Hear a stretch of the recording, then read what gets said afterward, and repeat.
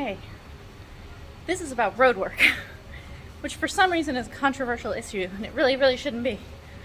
The thing about road work, the thing about running, is that people think you can hack it. People think that you can just do something that gets your heart rate up, and I think that's true. I think that as long as you're doing something to build your cardio, if you can't run, if you have an ankle thing or a knee thing, and it's better for you to row or ride a bike or something, sure.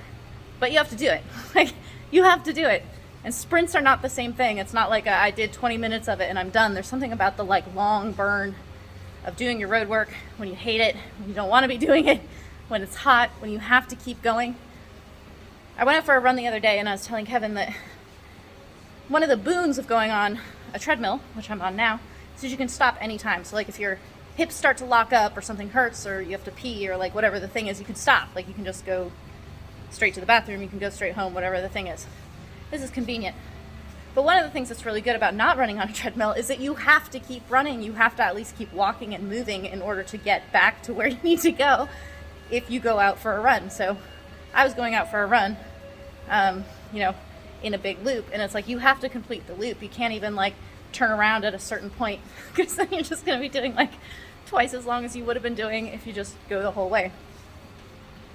But I was trying to think of a good way to explain what the importance of road work is, because I think that one of the reasons a lot of people kind of poo-poo it, or it's not their favorite thing, is that they feel like they don't actually need it in their fight. They're why would I need to run when what I'm doing is short burst, whatever this bro science is about why you shouldn't run.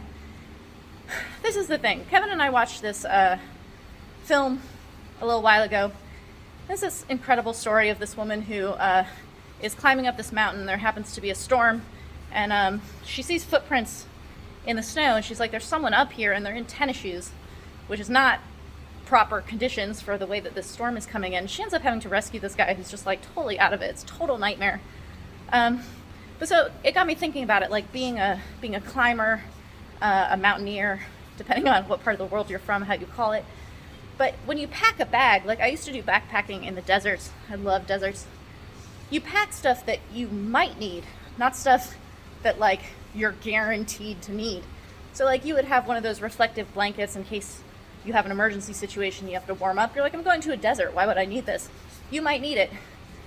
So when you're packing a bag like this, when she was packing her emergency bag, she had 3 pairs of wool socks and an ice pick and stuff.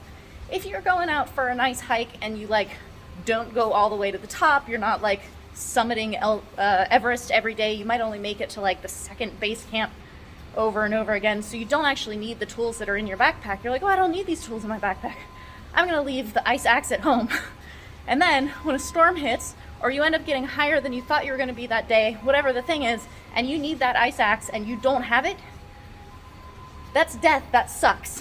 When you're in a fight, you might need the road work you've been doing for 2 years and have never needed because you never got to that third base until today, and now you're on the third base, storm's coming, this person's kicking your ass, and you need that road work. You need to have those 3 pairs of wool socks that you maybe have never needed before. I believe in road work. I've kind of let my road work slide because my training has changed so significantly during COVID and fights slowing down, all these different things. And in my last fight, which I actually won by knockout in round 4, I did okay. I'm Muay Thai, my opponent was Muay Thai, so it was really intense the entire time. And I was breathing pretty heavy after the first round, just from a little bit of the stress of her coming at me and stuff like this. And I was shit, I need to get back to my road work. I can feel that I didn't need my ice axe on that day, but it would have been nice to have it. It would have been nice to know that I had my ice axe in my bag that day. That would have been good. When I was calculating out how many ounces my backpack was, I should have calculated in, leave some snacks out and maybe bring the ice pick. That would have been a better option for me at that time. So this is me encouraging people to do the work, do the road work. You might not need it. You might not need it for a really long time. You might not need it for years. You have 3-round fights, whatever the thing is. But on the day that you need it, in the last 30 seconds of a round that you need it, the 10 seconds you need it to pull yourself up and get that done, you're going to be really fucking happy that you have that ice axe. I promise you.